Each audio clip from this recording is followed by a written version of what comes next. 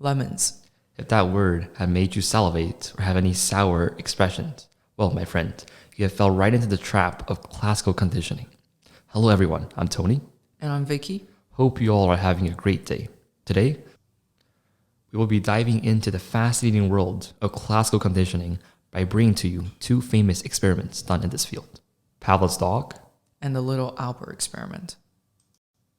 For my AP psychology students, these experiments correspond to topic 4.2. So let's briefly go over some vocabulary that you will need to know to do well on the exam. First, here are some key points to remember. A stimulus causes a response. Again, a stimulus causes a response. And when I say conditioning, I want you to think learning. Moving on to the vocabulary. Get ready, because there's going to be a lot of them.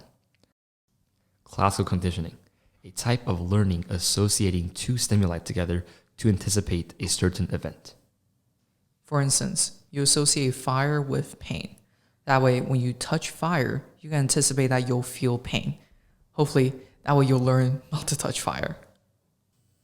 And next, unconditioned stimulus. And by unconditioned, I mean not learned. So basically a stimulus that triggers an automatic response without needing to learn how to respond.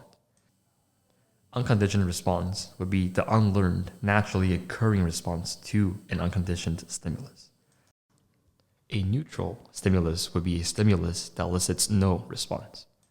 A conditioned stimulus, on the contrary, would be a previous neutral stimulus that, through association with an unconditioned stimulus, triggers a conditioned or learned response.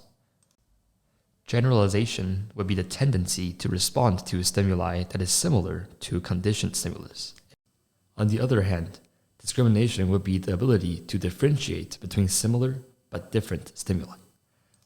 Last but not least, extinction would be the diminished conditioned response to conditioned stimulus when it isn't followed by an unconditioned stimulus. Some of you guys must be like, what the frick? I'm so lost. And I totally understand because I've been there. But I know that all of our listeners are smart cookies who will get this in no time. So if you're confused, I recommend listening to this episode at least twice because it will make much more sense then. Now that we've got that out of the way, let's dive right into the first experiment that we'll be talking about today, and that would be Pavlov's dog. Russian physiologist Ivan Pavlov was studying the digestive process in dogs when he found that the dogs would often begin salivating at the mere sight of the feeders who would give them food, instead of salivating at the actual food. Being fascinated by this, Pavlov designed a procedure to further explore this incident that would later coin him as the father of classical conditioning. What Pavlov did was that he first rang a bell, then gave the dog food, to which the dog responded by salivating and drooling everywhere. And he repeated this procedure a couple of times. So bell, food, drool, bell, food, drool. You get the idea. What Pavlov found was that eventually the dog will begin salivating at just the ring of the bell. This result was absolutely mind-blowing and ultimately led to the discovery of classical conditioning. Now, for my AP psychology students, let's apply the millions of vocab words that I spat into your face at the beginning of this episode into this experiment. First of all, let's walk through how Pavlov's whole procedure was considered classical conditioning.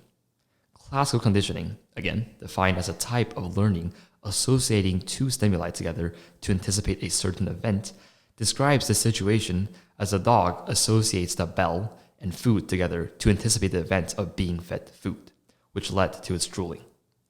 So there's that. Additionally, in this experiment, you have food that makes the dog salivate. So food is a stimulus and salivation is a response. Now, what makes food an unconditioned stimulus and salivation an unconditioned response is that the dog was never taught to salivate at the sight of food. They just automatically do it. So again, food is the US or unconditioned stimulus, and salivation is the UR or unconditional response triggered by the food. Moving on, your bell would be your neutral stimulus, as when you first ring it, it triggers no response from the dog. However, through a little bit of classical conditioning, the neutral stimulus, your bell, eventually triggers the dog to salivate, making your bell now a conditioned or learned stimulus, and salivation a conditioned response. Side note, unconditioned stimulus always goes with unconditioned response, and it's the same with conditioned stimulus and conditioned response. Hopefully I haven't lost you yet, because there are two more words to apply here. First is generalization. Put simply, imagine if the dog started salivating to not just the sound of the bell, but to any loud noises, such as a baying, a shout, other dogs bark, etc. Basically, the dog now reacts to stimuli similar to the conditioned stimulus. So, that's generalization for you. Second is extinction.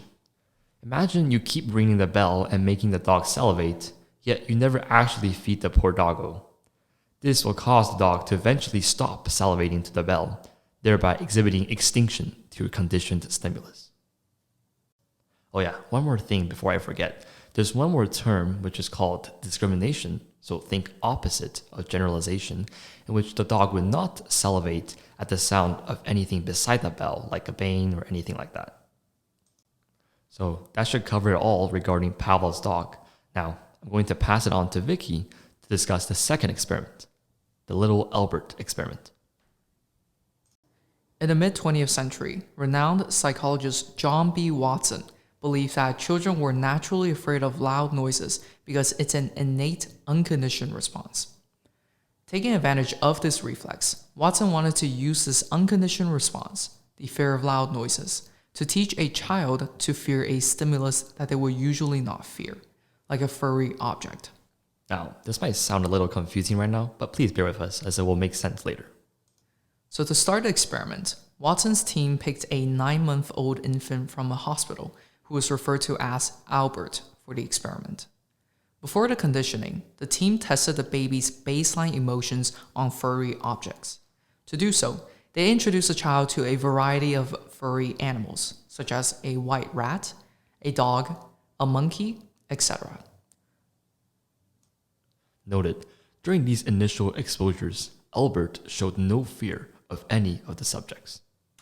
Fast forward to 3 months later.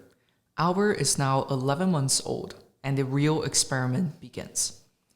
Albert is first placed in a room. Then, the experimenters bring a white lab rat near Albert and allow the two to play. All of a sudden, the experimenter makes a loud noise behind Albert through striking a steel bar with a hammer each time Albert touches the rat. Now, as you would expect, this puts baby Albert in distress, and he immediately begins crying and exhibiting signs of fear. The experimenters proceed to repeat this process a couple more times. Now, here's the interesting thing. When the experimenter brought only the rat to Albert, he immediately starts crying and crawls away. It is concluded that through classical conditioning, baby Albert now associates the white rat with the loud noises. So the previous neutral stimulus, the white rat, is now associated with the unconditioned stimulus, the loud noises. So this then makes the white rat a conditioned stimulus. Furthermore, the previous unconditioned response, which was fear of loud noises, has now become the conditioned response. In further experiments, baby Albert expressed generalization. When the experimenters brought out other furry animals and objects, excluding the white rat, baby Albert continued to express distress and fear.